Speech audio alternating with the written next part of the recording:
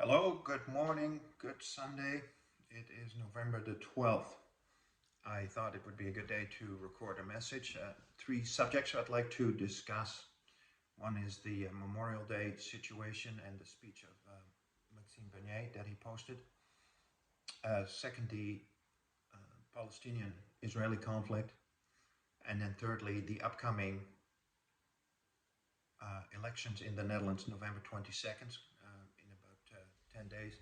That will take place, and I think it could have some repercussions for what's going on in Europe and across the world. At least I'm watching it closely. Yes, I often refer to the Netherlands in my talks. I'm a proud Dutch Canadian here. I'm often wearing this pin as well. It says two countries, one spirit. It says it commemorates the deep ties that Canada and the Netherlands have. Mainly related to the Second World War, which brings me then back to Memorial Day.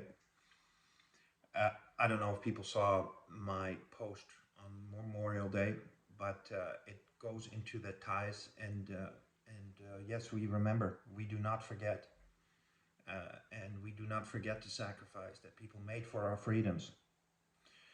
And in this time of relative chaos that we find ourselves in at this point, we need to remember those sacrifices, and also need to remember what those people and fought for. And those people included my grandfather, who died at age 36. I posted a video on my timeline of a commemoration in the Netherlands. The commemoration doesn't take place on November the 11th, but on May the 4th.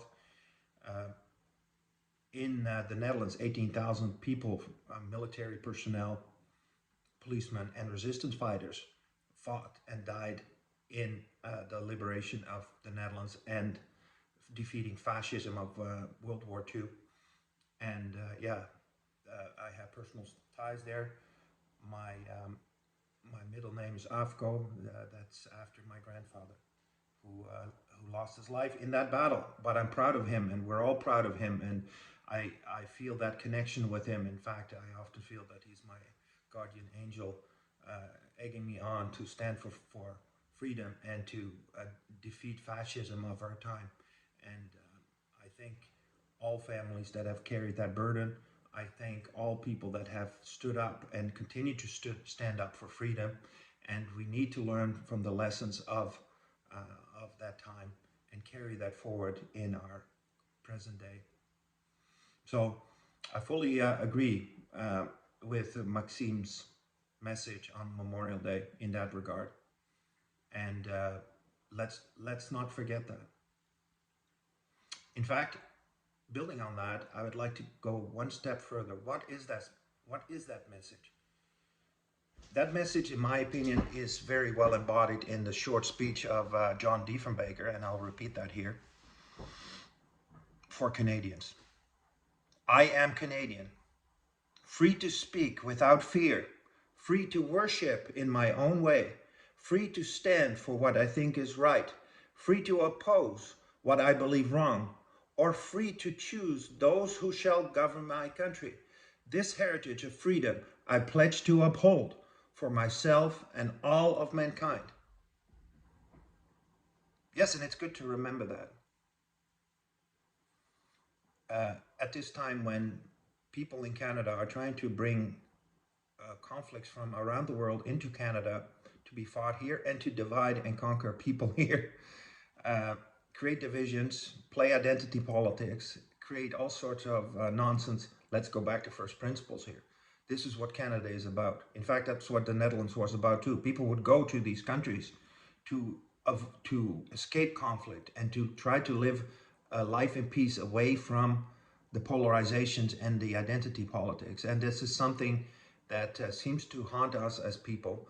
We often are divided in camps, either through race, through religion, or through nationality. It is not what we in Canada stand for, and we will not fall in that trap. Although for many people and for many politicians, it's easy to fall in that trap because it appeals to emotions, and we can be riled up easily in that situation. Which brings me to the second subject I wanted to discuss. I was a bit scared actually even to speak up about that because I had received a fair bit of backlash related to my opinions on that issue in Israel. And at the height of when things happen, I think it's probably good to back off a bit and not to get too emotionally involved in a discussion, because it just there doesn't seem to anyway there doesn't seem to be any way to, at that point, calm the nerves and bring people back to this first principle of how do we create peace? How do we make people work together? How do we come to a point where we say, yes, we respect your position and we live together in peace? That's ultimately my big position for Israel and Palestine.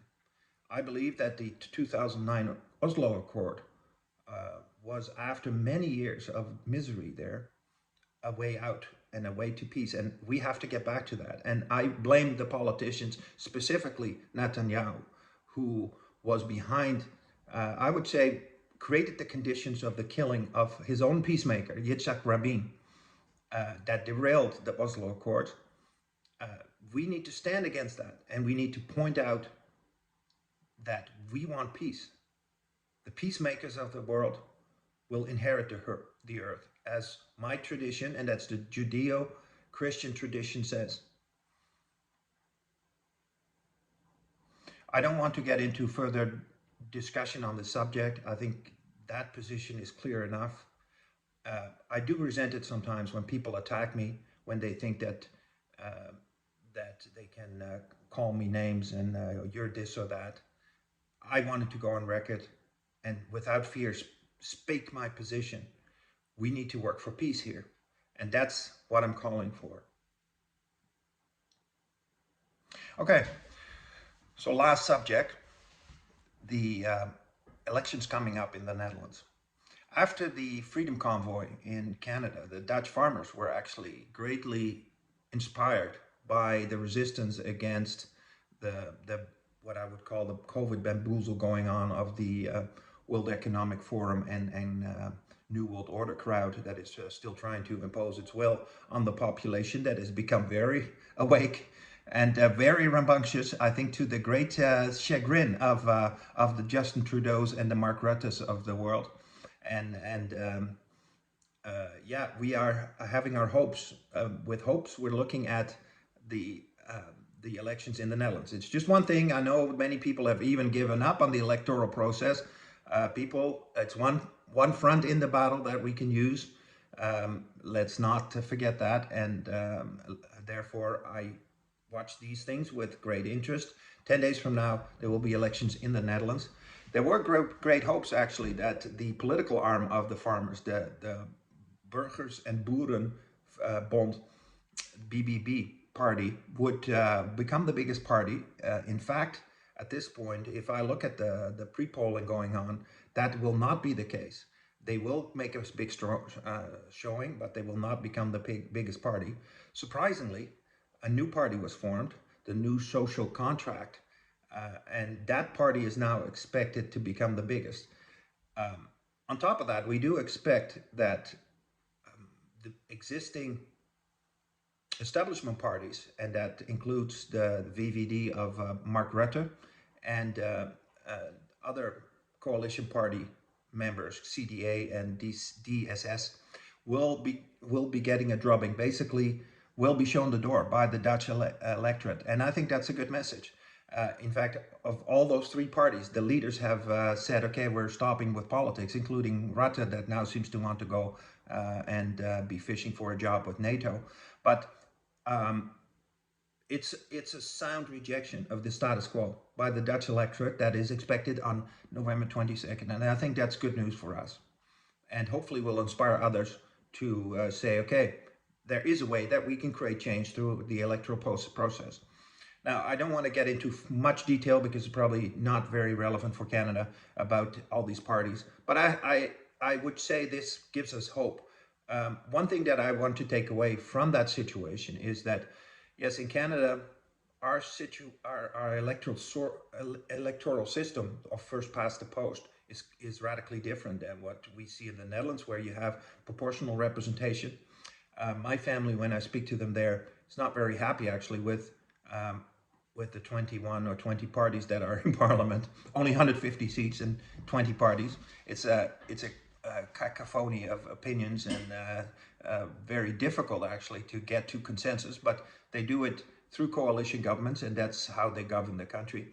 Um, there's some lessons in it for Canada. If we want change in Canada, I do think we need electoral reform, and I'm happy to say that also PPC, under the leadership of Max Bernier, has said that he would be in favor of some form of proportional representation, and I think that that idea deserves further thought and hopefully development. In fact, it was Justin Trudeau in 2015 who said he was going to implement that, but then as soon as he was in power, he was quite cozy just to leave things as they were. What that means, though, people, is that for new idea parties, it makes it virtually impossible to break through in a Canadian government, as we see with the PPC, or as we saw with the Green Party. It took them 27 years to gain a seat in Parliament. And yeah, okay, well, fine. I've resorted to that situation. Our influence and our power is beyond Parliament as well. I believe, in fact, we have had as PPC a fantastic influence already in many ways, and I will continue to engage to affect that influence. So, anyways, let's see what happens in the Netherlands and what the fallout is. Obviously, that's in preparation of what will happen in 24 in the United States.